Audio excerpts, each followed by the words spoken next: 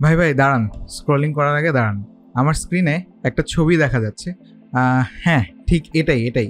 এখন ছবিটা নিয়ে আমরা সবাই মনে করতেছি, যদি কোথাও চা বিক্রি করতে পারতাম তাহলে হয়তো আজ কোটিপতি হতে পারতাম তার মতো।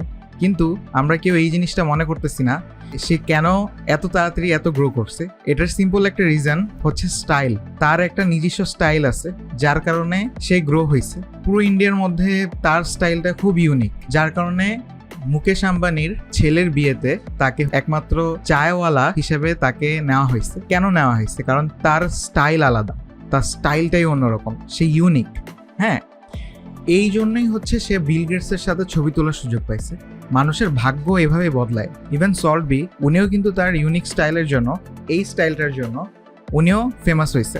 তো এখান থেকে আমরা কি শিখতে পেলাম বা কি বুঝতে পারলাম, যে আমাদের নিজস্ব একটা স্টাইল থাকতে হবে, আমাদের ডিজাইনে একটা প্যাটার্ন থাকতে হবে, যে না, এটা দেখলেই যাতে বোঝা যায় যে এটা আপনার ডিজাইন।